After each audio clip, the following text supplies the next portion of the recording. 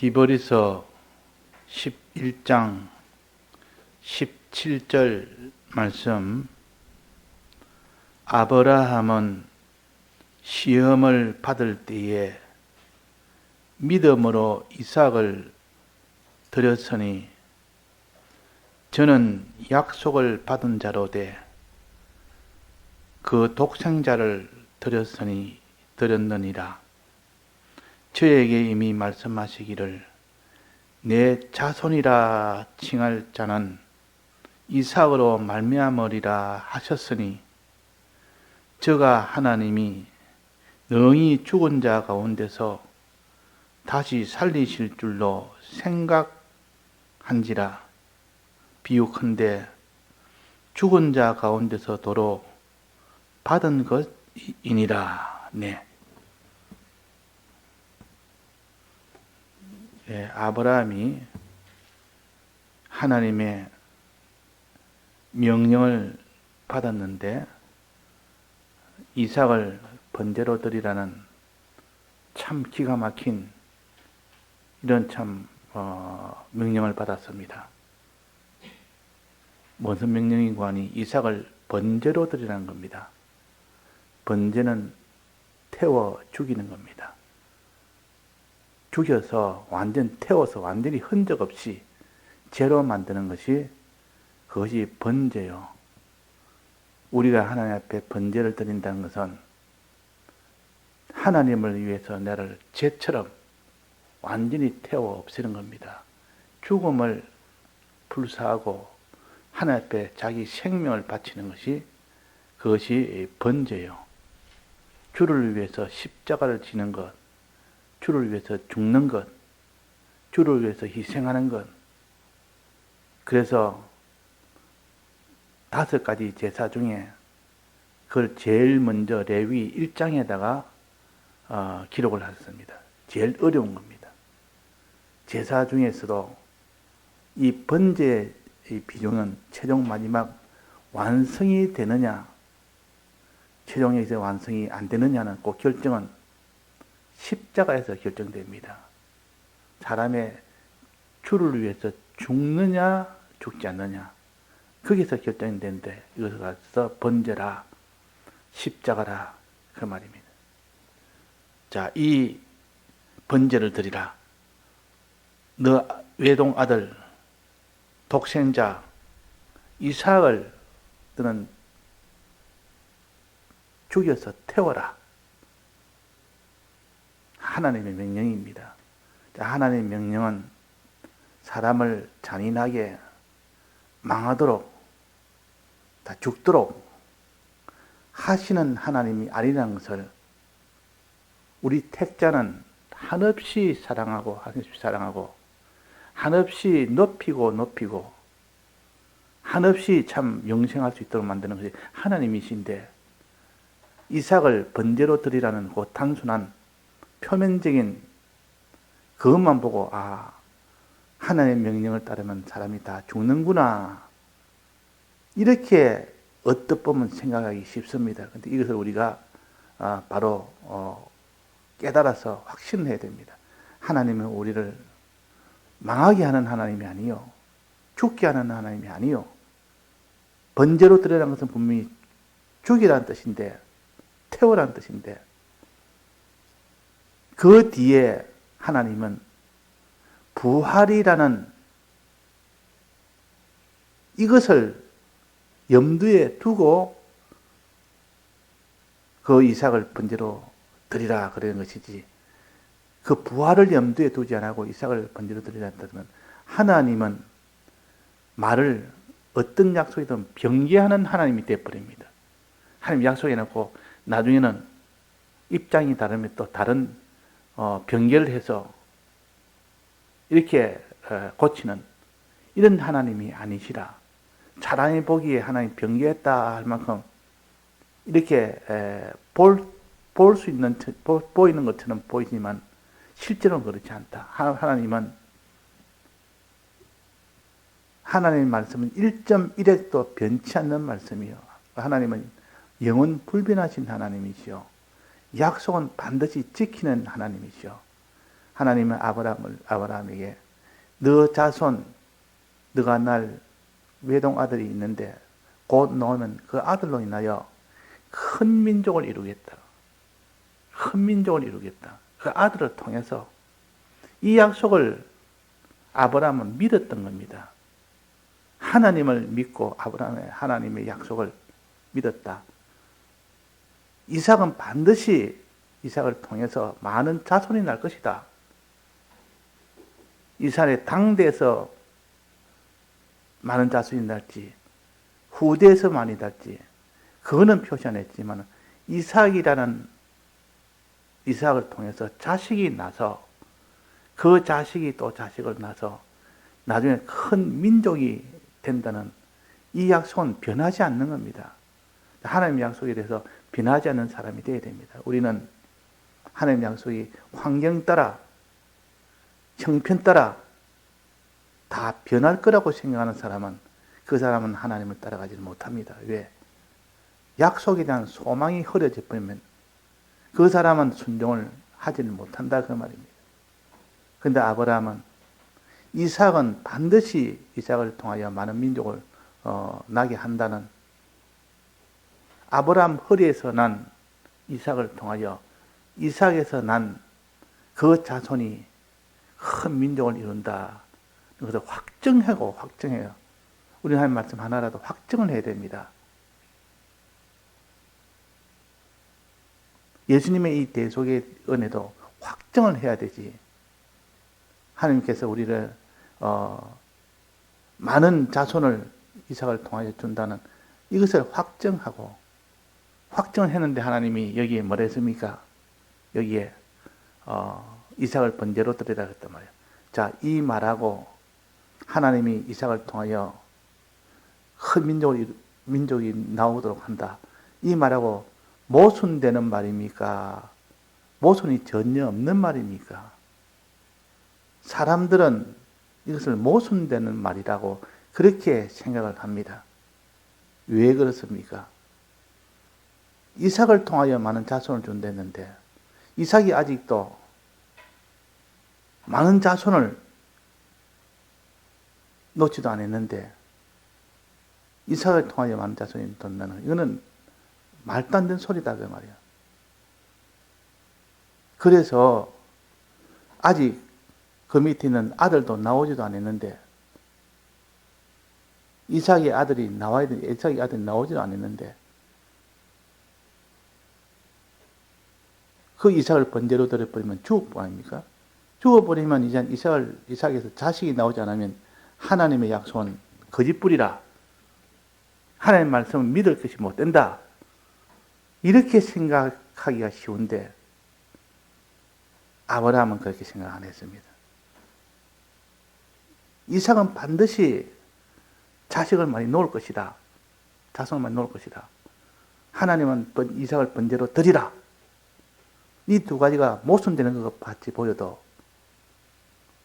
그것이 모순이 전혀 아니다라고 확정을 지으면 무엇이 깨달아집니까? 하나님이 이삭을 번제로 드리고 난 뒤에 죽었으면, 죄가 되었으면 하나님이 죄를 가지고 이삭을 다시 부활시키는 일이 아니고는 자손을 이삭의 몸에서 나올 수가 없는 겁니다. 그래서 하나님이 내가 이삭을 번제로 드리고 나면 그 뒤에 하나님이 이삭을 부활시켜서 하나님이 이삭을 더 존귀하게 만들어서 그에게서 자손이 나오도록 하는 이것을 깨달은 겁니다. 이 깨달았다. 그래서 이전에는 그냥 이삭이 그냥 살다가 아브라함이 생각하기는 이삭이 살다가 자손 놓다가 그냥 또 자손 놓고 이래가 많은 민족을 이룬다. 이래만 생각했는데 그게 아니구나. 이삭이 죽으면 하나님이 다시 살려서 이삭을 통해서 자손을 놓구나. 이걸 깨달은 겁니다. 그러면 이삭이 지금 죽어도 상관없이 다시 살려서 더 존귀한 대로 만들어서 부활이라는 것은 다시 존귀한 대로 살리는 겁니다. 이전과 같이 그런 것을 살리는 것이 아니라 이전보다 훨씬 더 존귀하게 살려서 그에게 자식을 낳게 한다는 이것을 깨달은 겁니다. 이걸 부활의 도라. 부활의 도를 최초로 깨달은 사람이 아브라함이요. 그 자손들 또한 이 부활의 도를 다 믿게 됩니다. 그 자손인 이삭과 야곱과 그대의 많은 12 아들들이 이 하나님의 부활의 도를 믿게 됩니다. 그래서 우리가 부활의 도가 얼마나 중요한지 모릅니다. 예수님이 십자가에 못 박혀 죽은 것이 제일 중요하고 우리 위하여 사제층이 화친이 대속을 하신 이 죽으심의 이 은혜가 제일 중요하고 그 다음에는 예수님이 부활하신 은혜, 우리를 부활시키는 은혜입니다. 죄 없는 자로, 어려운 자로, 하나님께 화치는 자로 하나님 부활에 대한 소망을 주십니다. 우리에게 부활시켜서 영생을 하는 겁니다. 부활에 대한 소망, 영생에 대한 소망 같은 말이에요. 그래서 우리에게는 소망과 주님의 대속의 이 사랑을 믿어야 됩니다. 이거 믿는 이것이 얼마나 중요한지 이것을 전해야 됩니다. 그래서 바울은 헬라 나라 가서 그 많은 철학자들 앞에서 이종교인들 앞에서 그들에게 예수님의 죽으심과 예수님의 부활을 증거했다 그랬습니다. 다른 걸 증거해봐야 증명이 안 되니까 이걸 증거했지. 뭐 이런 철학 저런 철학 이 서도학파 또 에피쿠로스 학파 그 많은 철학들 그것은 다 생명이 없는 죽은 것이기 때문에 그것을 가르쳐서 알고 잘 그것을 가지고 산다 할지라도 거기는 생명이 없다. 마지막 다 사망의 수평선 아래에 있는 것들이다. 지금 여야 참 주장하는 것은 다 여당이 하는 대로 하면 이 나라가 다 참 복지의 나라가 된다. 야당이 주장하는 나라가 되면 복지의 나라가 주장이 된다고 서로 이렇게 합니다. 그러나 여당이 원하는 나라가 되고 야당이 원하는 나라가 됐다 했더라도 그게 영생하는 나라는 안 됩니다. 영생은 이루어질 수가 없습니다.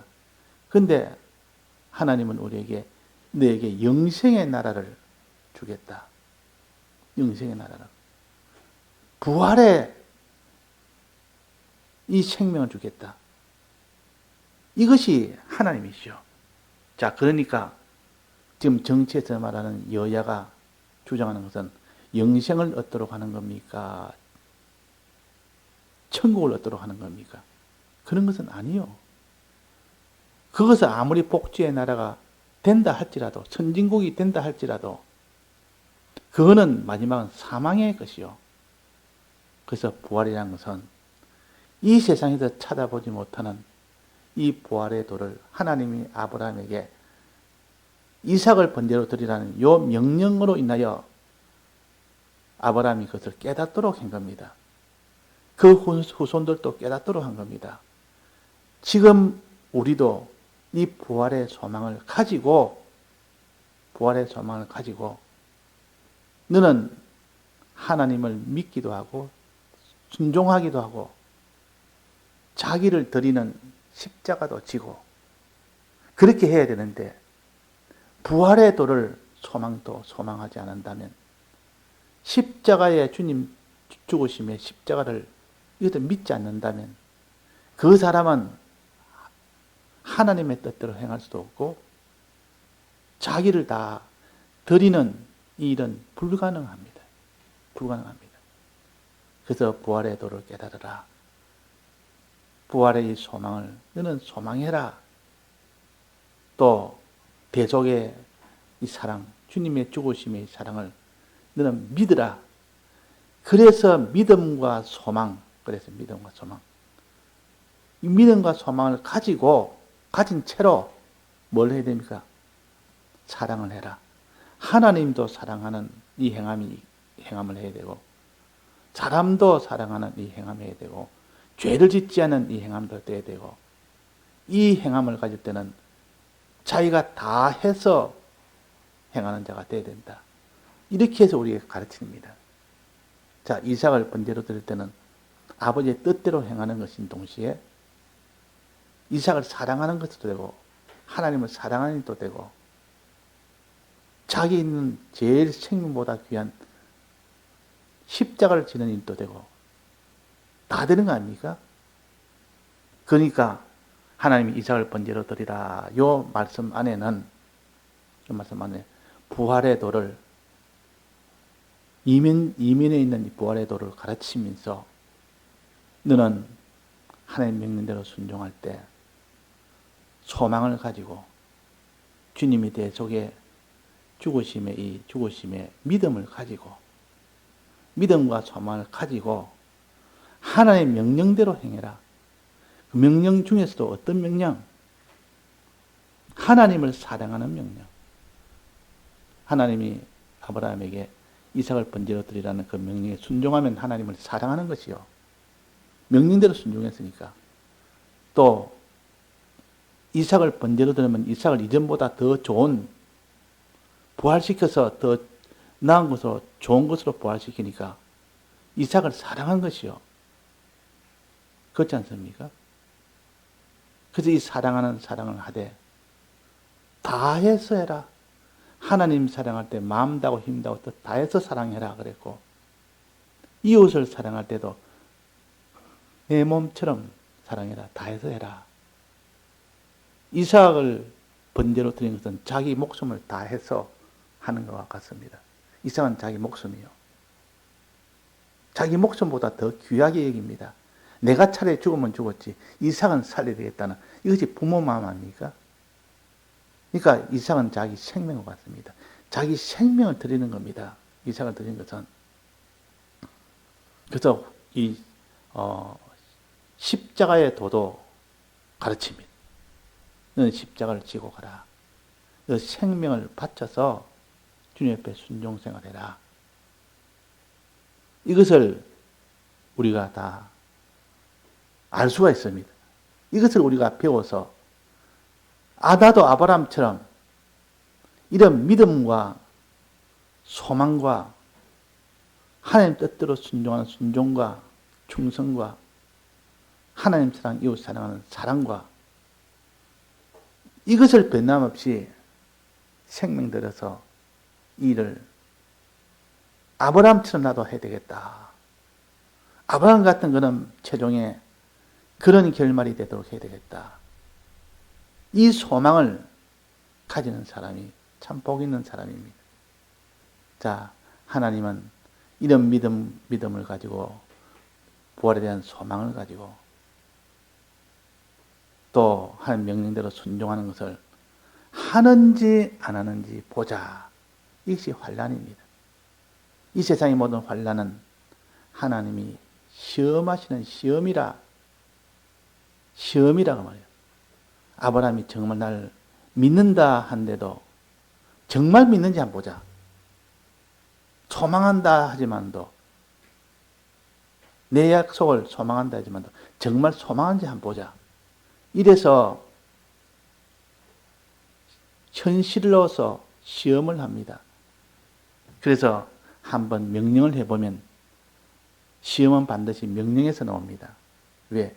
명령은 하라 하지 말라는 그 명령에서 하게 되면 큰 내게 화가 오는 경우, 안 하게 되면 큰 화가 되는 그런 경우도 있습니다. 그러면 하지 마라 하는 것을 안 하려면 큰 화를 받아야 됩니다. 하라는 것을 하지 않으면 큰 화를 받아야 됩니다. 화를 받아도 나는 하라는 명령을 그대로 순종하겠다. 하지 말라는 명령을 나는 순종하겠다.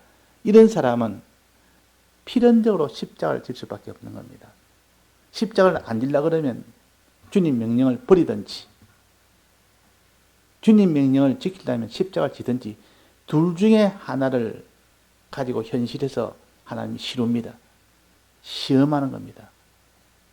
그때 시험할 때 나는 어떤 하라는 명령을 할 때 화가 와도 나는 하겠습니다. 하지 말라는 명령을 할 때 화가 와도 나는 안 하겠습니다.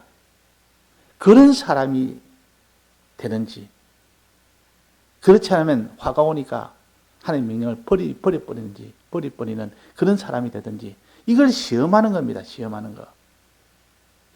자, 그런데 우리는 시험이라는 시험이라고 깨닫는 순간 우리는 그 환난에 대해서 염려라든지 걱정이라든지 두려움이라든지 이것이 싹 사라집니다. 다 사라집니다. 주님은 능력이 없어서 이런 환난 준 것이 아니다. 지금이라도 주님 한마디면 모든 환난은 다 없어지고 그들은 다 하나님 명령에 복종하여 풍랑도 잔잔하게 되고 물결도 잔잔하게 되고 그 모든 환경도 완전히 하나님 명령 한마디에 다 변하게 되는데, 그분이 날 지금 시험한다. 시험하기 위해서 이 환난을 주었지.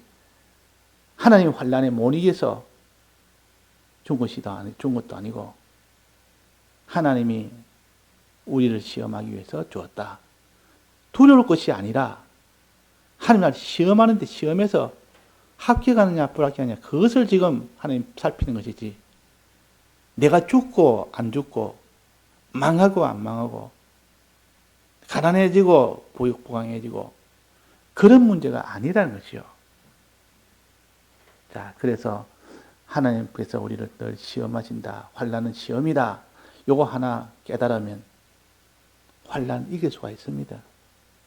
요거 하나 진실로 깨달으면 두려울 것이 없는데, 하나님이 나를 시험하는 것이지, 저것이 나를 지금 사자가 날 죽이는 것도 시험이다. 하나님이 내가 지금 어떻게 행동하는 거 보자, 어떻게 하는 명령에 순종하는 거 보자, 그 시험할 뿐이지, 죽인다는 사자도 태운다는 풀불도 하나의 명령 하나에 태울 수도 있고 안 태울 수도 있고, 하나의 명령 하나에 사자가 물 수도 있고 안 물 수도 있고 하나님의 주권에 달려있지, 다만 우리를 시험하기 위해서 지금 저들을 사용할 뿐이다.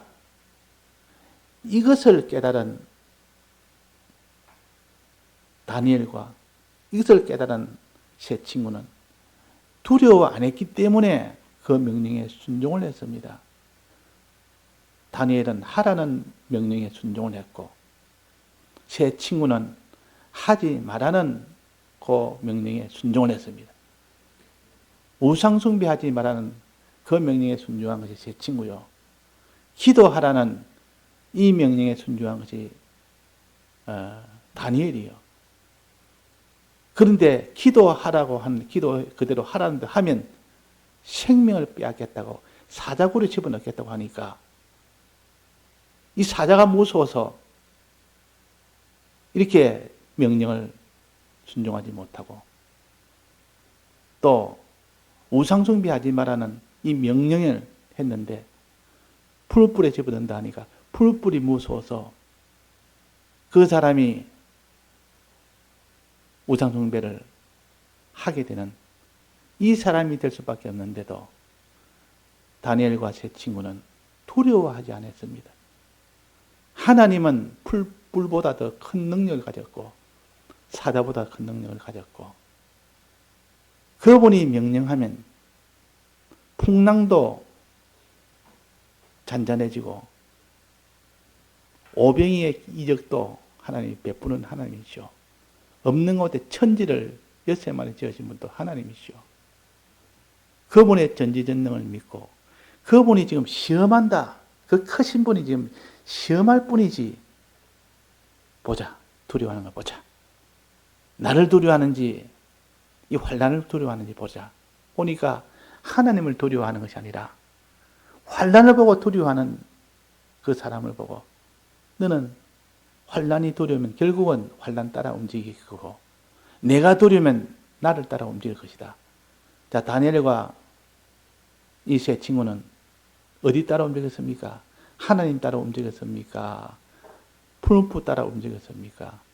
안 그러면 사자에 따라 움직였습니까? 사자나 풀불에 따라 움직이지 않았습니다. 이건 피조물이라.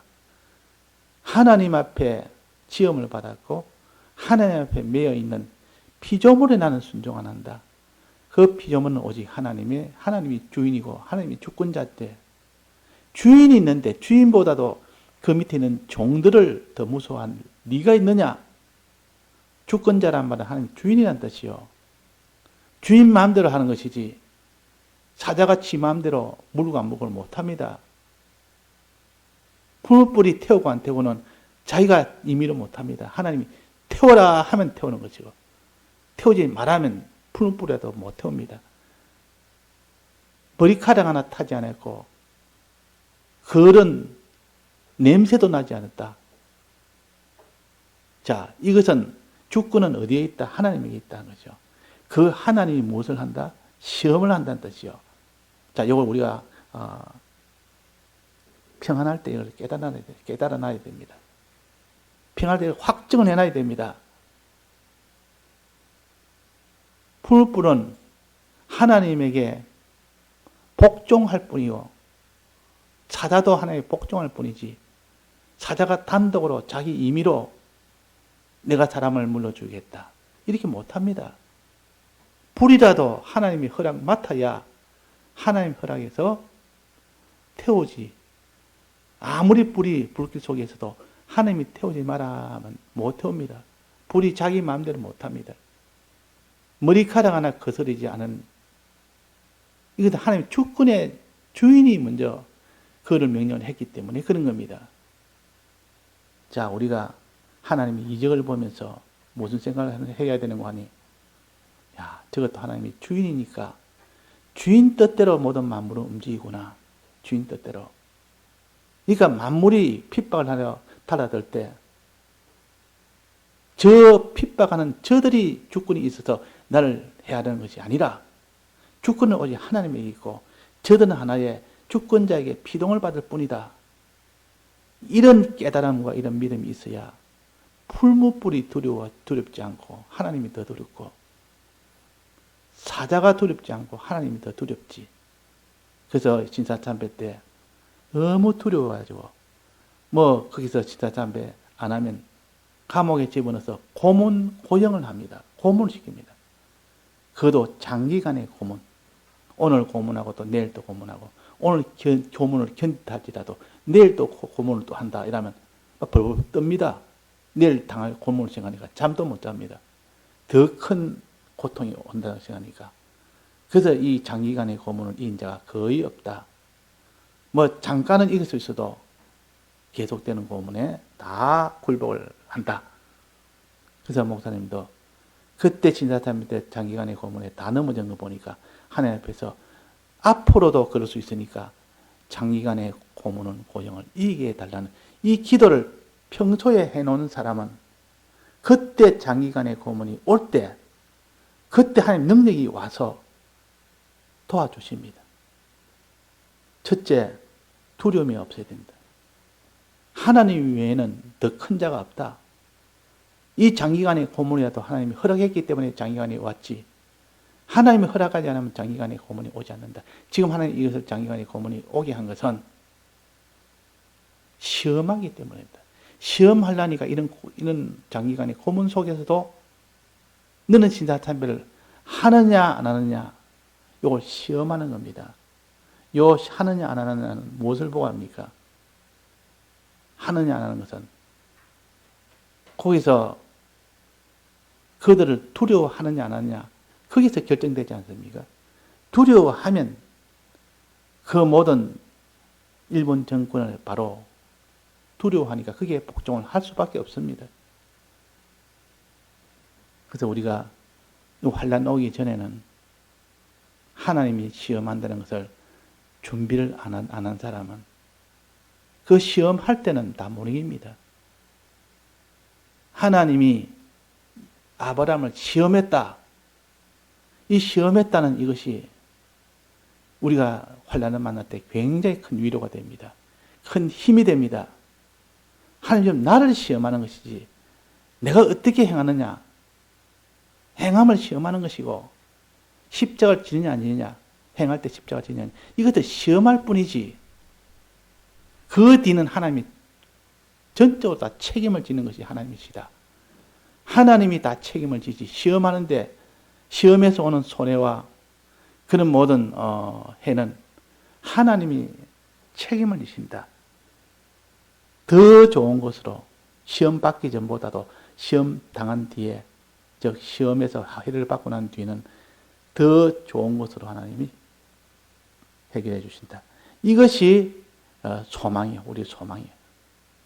우리 소망을 믿는 사람은 너희들이 나를 사자고리 집어넣어서 내가 죽더라도 하나님이 허락해야 죽지만도 하나님 허락하지 않으면 못 죽는다. 죽더라도 하나님이 지금보다 더 나은 자로 부활시키는 이 모든 더 큰 은혜가 있다. 이 소망을 가지는 사람. 그래서 여기에 18절입니다. 저에게 이미 말씀하시기를 내 자손이라 칭할 자는 이삭으로 말미암으리라 하였으니 내 자손이라 칭할 자는 이삭으로 말미암으면 난다. 아브라함의 수많은 민족의 자손들은 이삭을 몸을 통해서 난다. 지금 이삭이 죽더라도 난다는 뜻이요. 죽더라도. 번제에서 죽더라도. 그러니까 하나님의 약속은 우리가 천지는 다 변하고 뭐가 모순이 돼도 그 하나님은 변치 않습니다. 분명히 모순입니다. 이삭을 통하여 이게 내 자손이 난다 해놓고 독생자를 드려라. 이삭을 드려라. 또 그러니까 죽여라. 이삭을 죽여라. 그 말이에요. 죽여서 하나님 앞에 드려라. 이삭을 통하여 많은 자손이 난다. 이거는 서로 모순되는 말입니다. 인간적으로 본다면. 그런데 하나님에게 보면 전혀 모순이 아니라 말이에요. 믿음으로 보면 모순이 아닙니다. 왜?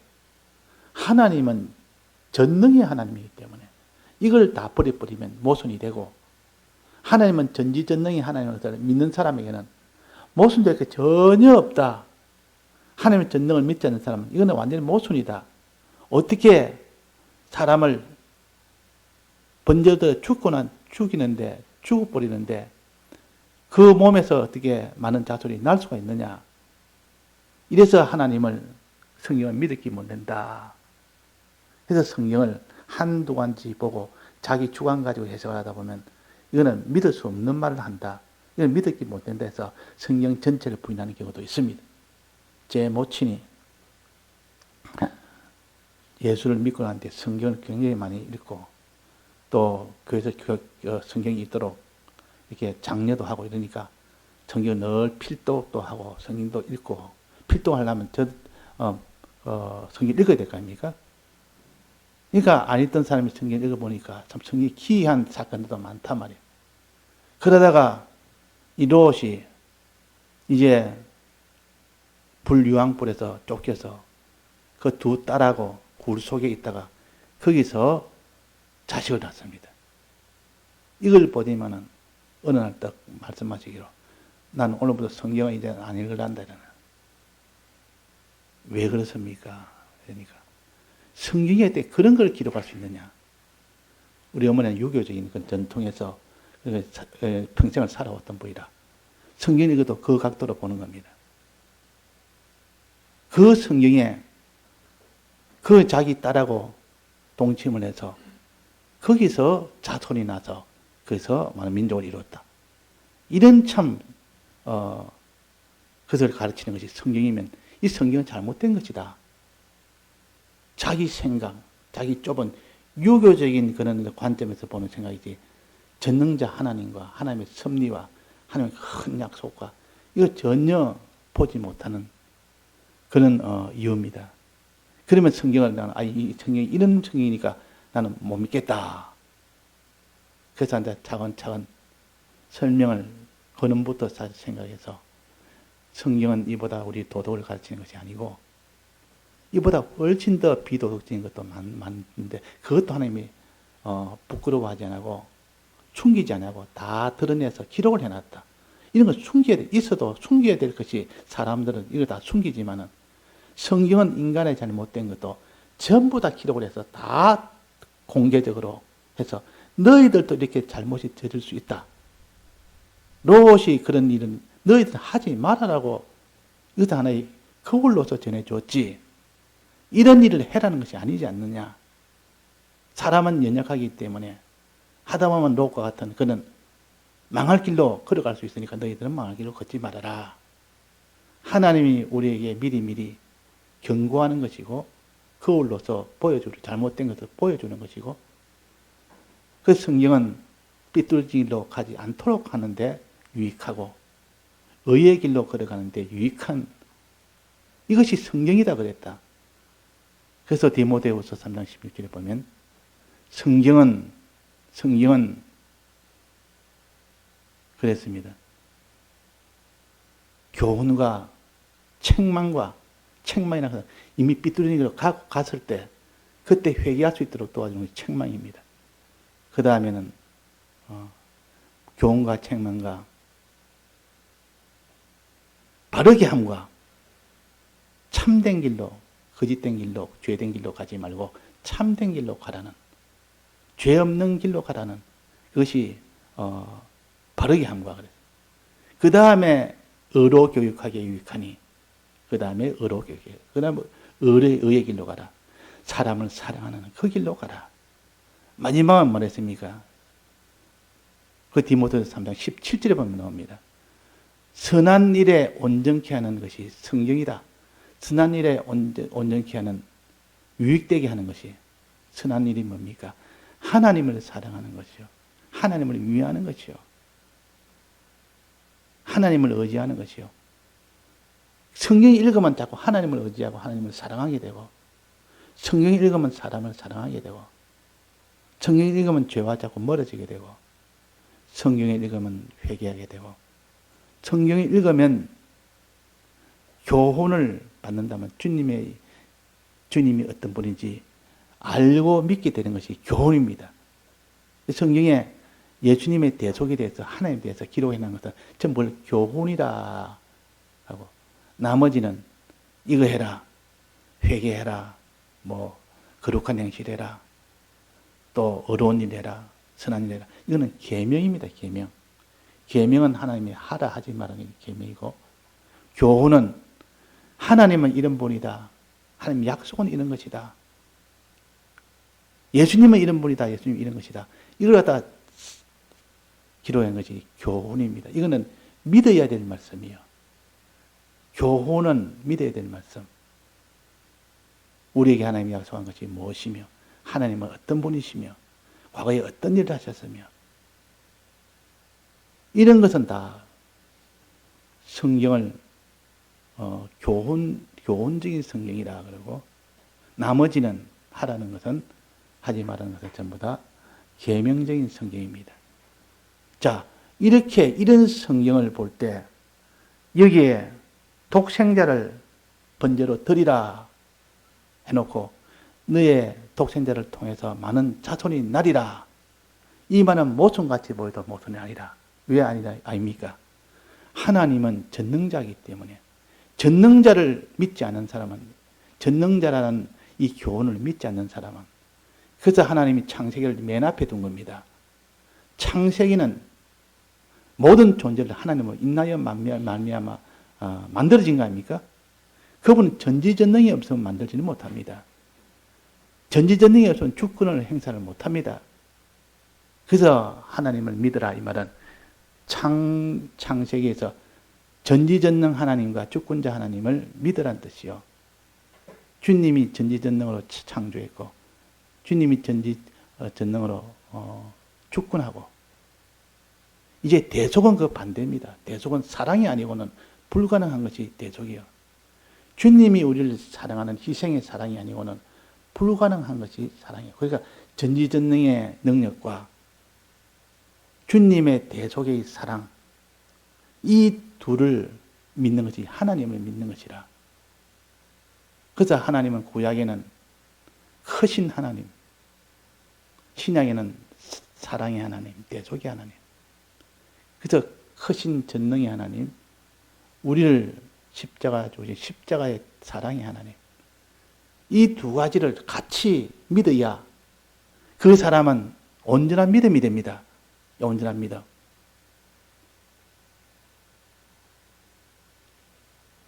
예. 그래서 우리가 믿고, 우리는 이 근본적인 것도 믿고, 주님이 부활에 대한 약속도 우리는 믿어야 되고, 이것을 소망해야 되고, 그래서 그러면 순종할 수 있고, 자기 독생자라도 아낌없이 순종할 수가 있습니다. 드릴 수 있습니다.